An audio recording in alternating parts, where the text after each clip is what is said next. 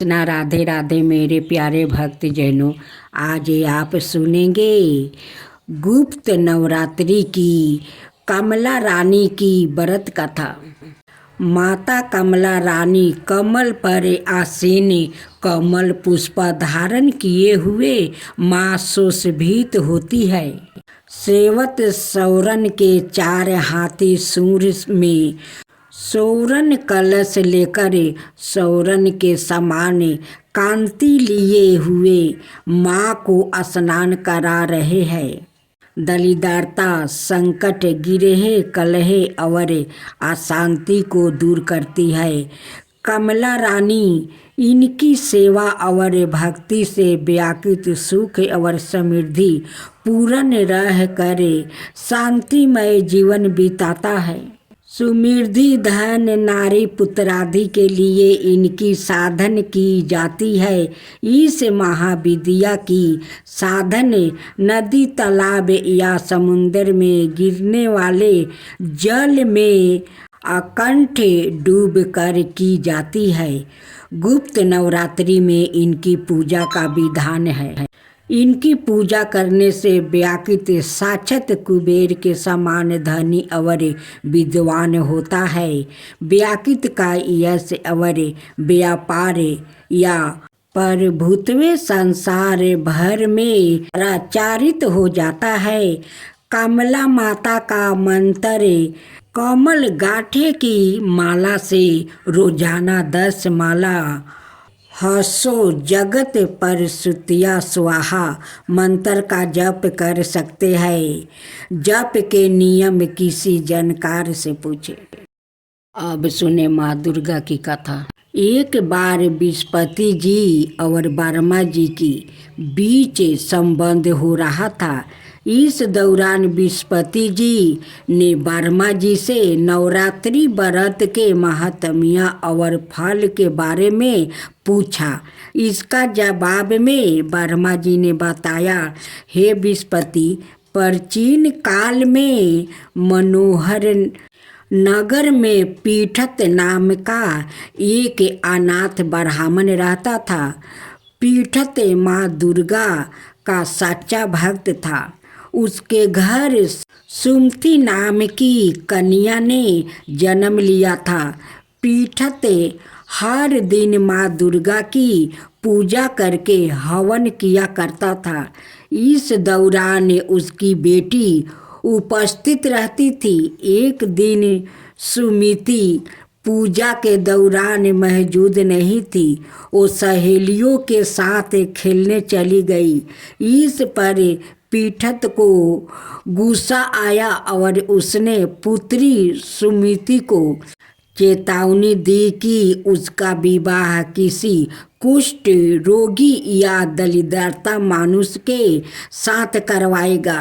पिता की यह बात सुनकर सुमति आहत हुई और उसने कहा, हे पिता, आपकी जैसी इच्छा हो वैसा ही करो। जो मेरे भाग्य में लिखा होगा वही होगा। सुमति की यह बात सुनकर पीठत को और ज़्यादा गुस्सा आया और उसने पुत्री का विवाह एक कुष्ठ रोगी के साथ करवा दिया। इसके साथ ही पीठत ने अपनी पुत्री से कहा कि देखता हूँ भाग्य के भरोसे रह कर क्या करती हो। पिता के कटुत वचनों से आहत अपने आप को कोसने लगी और अपने पति के साथ वन में चली गई। गरीब बालिका की ऐसी स्थिति देखकर माँ भगवती प्रकट हुई और कहा कि मैं तुम्हारे पूर्व जन्म के कर्मों से प्रसन्न हूँ। इसके साथ ही माँ भगवती ने सुमति से वरदान मांगने को भी कहा। इस पर सुमति ने माँ भगवती से पूछा कि आप कौन है। जवाब में माँ भगवती ने कहा कि मैं आदि शक्ति हूँ। आज तुम्हें तुम्हारे पूर्व जन्म का वृत्तांत सुनती हूँ। माँ भगवती ने बताया कि पूर्व जन्म में सुमति निषाद की स्त्री और पति बरता थी। एक दिन तुम्हारा पति चोरी की वजह से पकड़ा गया। इसके बाद सिपाहियों ने तुम्हें दोनों पति पत्नी को जेल खाने में कैद कर दिया। तुम दोनों को जेल में भोजन भी नहीं दिया गया। तुमने नवरात्रि के दिनों में ना तो कुछ खाया और ना जल ही पिया। इस तरह 9 दिन तक नवरात्रि का व्रत हो गया। माँ भगवती ने आगे कहा कि तुम्हारे उसी व्रत के प्रभाव से प्रसन्न होकर मैं तुम्हें मनोवांछित वर देती हूँ। तुम्हारी जो इच्छा हो सो मांगो। माँ भगवती की ये बात सुनकर सुमिति ने कहा, हे माँ दुर्गा, मैं आपको प्रणाम करती हूँ। आपसे विनती है कि मेरे पति के कुष्ठ को दूर कर दीजिए। माँ भगवती ने ब्राह्मण की बेटी की इच्छा पूरी कर दी। इसके बाद सुमिति ने माँ भगवती की आराधना की। ब्राह्मण की बेटी की आराधना से खुश होकर माँ भगवती ने कहा कि तुम्हें उदलाय नमक आदि विद्धिमान धन्यवान कीर्तिवान और जितेंद्रिया पुत्र होगा। इस वरदान से खुश होकर सुमिति ने माँ भगवती से नवरात्रि के व्रत की विधि और व्रत के फल की जानकारी मांगी। इस पर माँ भगवती ने बताया कि चैत्र या आश्विन मास के शुक्ल पक्ष की प्रतिपाद तिथि से 9 दिन तक व्रत रहे। अगर व्रत नहीं रख सकते हैं तो एक समय का भोजन करें। घट स्थापना करने के बाद मटिका बनाकर उसको हमेशा जल से सींचना चाहिए। विधि अनुसार पूजा करने के बाद पुष्प से अर्घ देना चाहिए।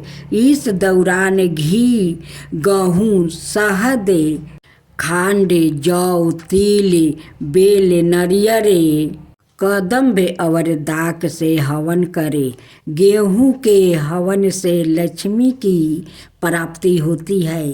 खीर और संचापा के पुष्प से धन की और बेल के पत्तों से तेज और सुख मिलता है। माँ भगवती ने बताया कि बिजोरा के फल से अर्घ देने से रूप की प्राप्ति होती है। जाया फल से अर्घ देने पर कीर्ति और जो इंसान आंवले से अर्घ देता है उससे सुख की प्राप्ति होती है। इसी तरह केले से अर्घ देने वाले को आभूषणों की प्राप्ति होती है। इस विधि विधान से होम कर यज्ञ की सिद्धि के लिए आचार्य को दक्षिणा दे। माँ भगवती ने बताया कि इन 9 दिनों में जो कुछ दान आदि दिया जाता है उसका करोड़ों गुना फल मिलता है। ब्राह्मण की बेटी को विधि और फल बताने के बाद माँ भगवती अंतर्ध्यान हो गई। सुबह दैनिक क्रिया से निवृत्त होकर स्नान कर ले। इसके बाद मंदिर या घर पर ही नवरात्रि में माँ दुर्गा का ध्यान करके यह गाथा कहनी चाहिए। यह व्रत कन्याओं के लिए विशेष लाभदायक है। अब सुने सूरथ राजा की कथा। बहुत पहले की बात है। सूरथ नाम के एक राजा थे जो प्रजा का अपने पुत्र की तरह पालन करते थे। एक समय सूरत राजा की दुश्मनी कोला विध्वंसी नाम के क्षत्रियों से हो गई। युद्ध में सेना की संख्याएं अधिक होने के बावजूद भी राजा सूरत कोला विध्वंसियों से हार गया और केवल अपने ही नगर के राजा बनकर रहने लगा, जो अति सुरक्षित था। वहाँ भी उनके दुष्ट मंत्रियों ने शत्रु से हाथ मिला लिया और उनसे नगर का राजकाज हथिया लिया। इससे राजा सूरत अति दुखी हो गया और वो अपने पत्नी पुत्र को नगर में ही छोड़कर एक घोड़े पर बैठकर शिकार खेलने के बहाने घने जंगल में चला गया। उस जंगल में जाकर वो मेघ मुनि के आश्रम पर रुके, जहाँ पर मुनि ने आदर सत्कार के साथ उनका स्वागत किया और रहने के लिए एक कुटिया भी दिया। समाधि नाम का एक अत्यंत ही धनवान कुल का वेश्या था। उसकी धर्म में बड़ी आस्था थी। वो सादा दुखी लोग की सहायता करता है, उनके कष्ट दूर करने का प्रयास करता। सादा सत्य बोलना उसका स्वभाव ही था। उनके पत्नी और पुत्र अत्यंत ही लोभी थे। धन के लोभ में आकर समाधि के पत्नी और पुत्र ने उसे घर से बाहर निकाल दिया था। इसी कारणवश से समाधि नाम का वेश्या अपना घर और गांव त्याग कर घने जंगल में आ गया था और वो भी मेघ ऋषि के उसी आश्रम पर रहने लगा था, जहाँ पर सूरत नाम के राजा भी अपने राज्य को त्याग कर निवास कर रहे थे। ऋषि वर के आश्रम पर रहते हुए समाधि नाम के वेश्या सादा इस चिंता में लगे रहते थे कि उनकी पत्नी और पुत्र किस हालत में होंगे और उन्हें किसी तरह की समस्या तो नहीं होगी, वो लोग कष्ट तो नहीं भोग रहा होगा। मेघ ऋषि के आश्रम पर रहते हुए राजा सूरत एक दिन पेड़ के नीचे बैठे थे। वो बहुत ही चिंतित थे। उनके मन में सदा यही चिंता लगी थी कि मेरा राज्य कैसे होगा। पता नहीं, बहुत मेहनत से कमाया हुआ मेरा धन है, अब वहाँ के राजा कैसे खर्च कर रहे होंगे। हो सकता है वो लोग बेकार के कामों में मेरा धन बर्बाद कर रहे होंगे। जो धन मैं दान धर्म में लगाता था, अब शायद वो धूर्त मलेच्छ शराब पीने में और जुए खेलने में लगाते होंगे, क्योंकि उन धूर्त मलेच्छ की धर्म में कोई स्थान नहीं होती। वो लोग जो कभी मेरे पीछे पीछे चला करता था, शायद आज उनमय राजाओं और मंत्रियों के पीछे पीछे चलते होंगे। तभी वहाँ समाधि नाम का वो वेश्या आ गया और राजा ने उससे उसका परिचय और इस आश्रम पर आकर रहने का कारण पूछा। उस वेश्या ने कहा, राजन, मेरा नाम समाधि है। मुझे मेरे पत्नी और पुत्र ने धन के लालच में आकर घर से बाहर निकाल दिया है। फिर भी मेरा मन उन्हीं की चिंता में लगा है। मैं यही सोचता रहता हूँ कि वो लोग खुश है या नहीं। अपने पत्नी और पुत्र के प्रति मेरा मन कठोर नहीं हो पाता है। मैं यहाँ बात अच्छी तरह से जानता हूँ कि इनका गुणों में दोष है, फिर भी मेरा मन उन्हीं के चिंता में लगा है। किसी कारणवश मेरे मन को तनिक भी चैन नहीं है और मैं बहुत ही चिंतित हो गया हूँ। दुराचारी और दुष्ट लोग भी अपने परिजनों का त्याग नहीं कर पाते हैं। मैं अपने परिवार के मोह बंधन में पड़ कर चिंतित और दुखी हूँ। समाधि नाम के वेश्या की अपने परिवार के प्रति ऐसे चिंता देख कर राजा सूरत कहते हैं, जिन लोग ने धन के लालच में आकर तुम्हें घर से बाहर निकाल दिया है, उन्हीं के प्रति तुम्हारे मन में इतना स्नेह है, यह बड़े आश्चर्य की बात है।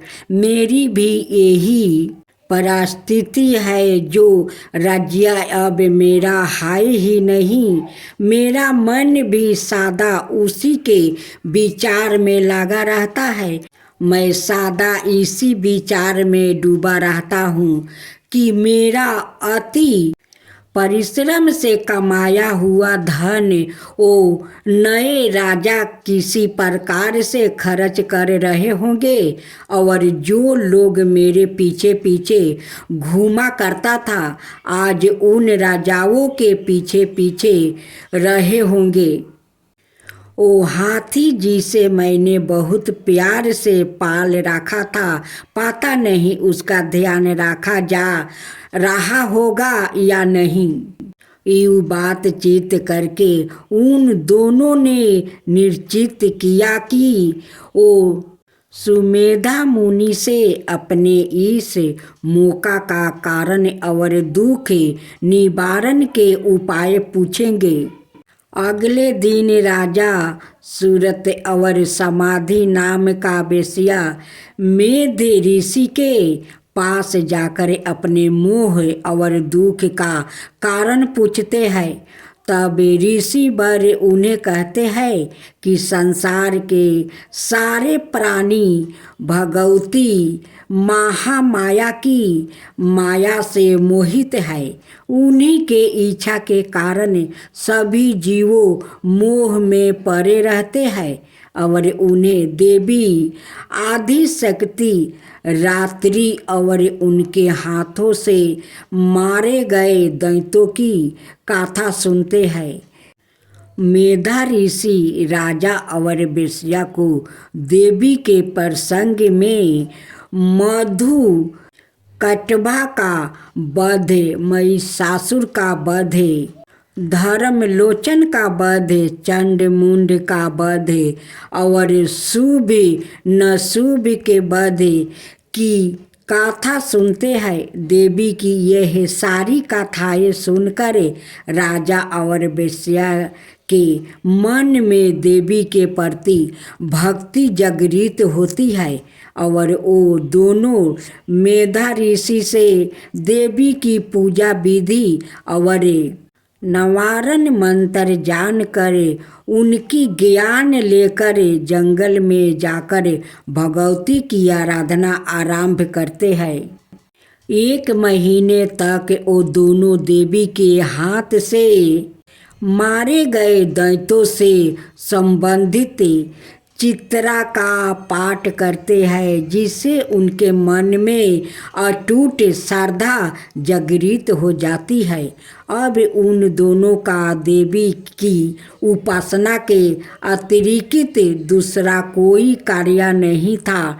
1 बरस तक वो देवी के मंत्र का जप करते हैं और केवल फल खाकर ही रहते हैं। दूसरे बरस में वो केवल सूखे पत्ते खाकर देवी की पूजा और मंत्र जप करते हैं। तब उन दोनों को देवी सपने में दर्शन देती है। अब वो देवी की साक्षात दर्शन पाने की इच्छा से तीसरे बरस में वो केवल हवा से ही जीवित रहकर देवी की उपासना करते हैं।